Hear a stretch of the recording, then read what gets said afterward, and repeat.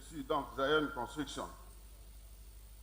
C'est ainsi que les fonds provenant du compte du ministère de la Justice, ouverts dans les livres de la revente sous l'intitulé Mine Justice VC Trivao, seront versés dans le deuxième compte qui a été créé pour les besoins de la cause un jour avant le virement. Par sa lettre numéro 79 du 1er avril 2025, le prévenu sollicita de la Première ministre l'approbation du contrat de gré à gré avec la société précitée. Mais en sollicitant cette autorisation, le ministre, en date du 1er avril, disait dans sa lettre qu'il avait annexé le contrat à approuver à sa demande. Il y a lieu de se demander bien quel contrat, parce que lui-même a dit qu'il n'y a qu'un seul contrat, et ce contrat est signé le 14 avril. Mais le premier, quand on a écrit à la Première ministre, c'est quel contrat qu'on lui transmettait. C'est pourquoi vous comprendrez que par sa lettre du 8 mai 2025, Madame la Première ministre, sous la plume de son directeur de cabinet, instruisit le ministre d'État, ministre de la Justice et garde-sceaux, de surseoir à la procédure d'attribution de ce marché en attendant son approbation, et ce, conformément à l'article 15 de la loi relative au marché public. En réalité, Madame la Première ministre se retrouvait sans contrat à approuver. Le contrat ne pouvait effectivement pas exister parce que nous venons de vous dire que le ministre avait sollicité une autorisation spéciale de conclure, de procéder, de recourir à la procédure de gré à gré. Cette autorisation lui a été attribuée après ces pressions. Mais même attribuée dans un marché public, une des conditions substantielles, c'est le prix, le coût du marché.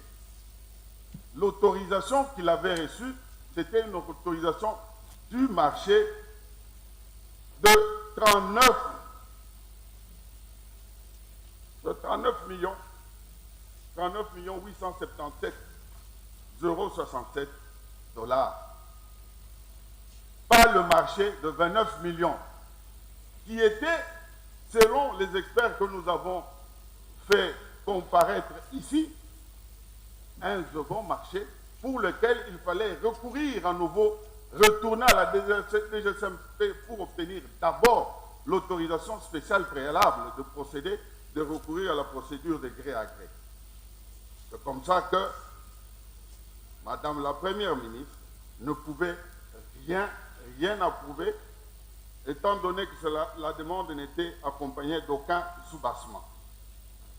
Par ailleurs, ni le gouvernement, à travers le Conseil des ministres, ni les services du ministère des Infrastructures, encore moins les services administratifs du ministère de la Justice, en l'occurrence le secrétariat général, la direction des services pénitentiaires et la cellule de gestion des projets de marché, n'ont été impliqués dans la conception, la préparation et l'exécution du dit marché. Nous l'affirmons avec les témoins que nous avons fait venir ici et qui ont même aussi été cités par la défense elle-même. Vous aurez compris, Monsieur le Président, que Madame Rose Mutombo, ancienne ministre de la Justice, vous a dit que pour agir dans ce cadre, tout devrait partir du Conseil des ministres. Monsieur le prévenu que vous avez devant vous, lors de son audition, que ce soit ici, que ce soit même au parquet, a tenté de vous faire croire que le gouvernement pouvait, ou la haute hiérarchie pouvait lui donner des instructions verbales. Nous avons donné lecture du procès verbal de la réunion qu'il invoquait. La réunion du Conseil de ministres qui ne contenait nullement le projet de construction de la prison de Kisangani. Devant nous, il disait encore que l'autorisation verbale au cours de la réunion du 8 mars 2024 lui avait été donnée, mais à la lecture du procès verbal de cette réunion, le Conseil s'était plutôt appesanti sur la construction de maisons d'arrêt provisoires à ériger à Kinshasa dans les sites devant être identifiés. C'est ça qui est consigné noir sur blanc dans le procès verbal. En ce qui concerne la société attributaire du marché, l'instruction à l'audience a permis de retenir d'abord que le prévenu lui-même ne s'était pas préoccupé de vérifier son existence effective. Il vous a dit qu'il se fiait à ce que lui rapportaient ses collaborateurs. C'est ainsi qu'il n'a pas pu vérifier son établissement réel à l'adresse indiquée comme siège social, ni vérifier ou faire vérifier les ouvrages qu'elle aurait déjà réalisés, ainsi que la présence en son sein d'un personnel technique qualifié pour la construction d'une maison carcérale. Devant vous, la gérante de l'immeuble CTC appartenant à Moderne Construction est passée et elle a déclaré sans embarras que dans leur registre, Zion Construction n'est pas connu et qu'à l'adresse indiquée, c'est plutôt l'appartement d'une autre personne, dont le lien avec Zion Construction n'est ni établi ou indiqué dans les statuts, ni connu des autres voisins. Nous sommes donc devant une société qui n'a pas de localisation, qu'on ne sait pas repérer, surtout qu'à ce jour, Monsieur le Président, tous les associés présentés, indiqués dans les statuts de cette société sont en cavale. Nos avis de recherche lancés n'ont rien rapporté et restent en circulation. Au sujet du paiement opéré, nous ne venons pas ici, Monsieur le Président, pour vous dire qu'on a opéré les détournements sur le compte des Zion Construction. Il s'agit de l'argent de l'État congolais qui était dans le compte ministère de la Justice VC. Et s'il y a détournement, c'est de ce compte-là que le détournement part. Quand nous arriverons à la discussion en droit, nous vous dirons ce que c'est le détournement et nous en donnerons la nature. Nous disions au sujet du paiement ordonné par le prévenu, il a reconnu lui-même devant vous être le signataire de l'ordre de mission numéro 856 du 16 avril, suivant lequel la somme de 19 900 000 a été débitée du compte du ministère de la Justice vers le compte 0500, 5100, ainsi de suite, ouvert en les livres de la Rabanque. Un compte autre que celui désigné dans le contrat du 14 avril dont lui-même parle. Et cela sans aucun avenant. Dans les transactions de marché public, quand on apporte de nouvelles clauses ou de nouvelles indications au contrat, ça se fait sur la base d'un avenant qui puisse permettre l'insertion au premier contrat signé, aux clauses contenues dans le premier contrat. Même les experts que nous avons fait défiler ont parlé de ce défaut d'avenant pour changer le compte dans lequel nous devons recevoir le coût du marché. En conclusion, les faits que nous vous présentons ce jour, Monsieur le Président, sont clairs. Il suffit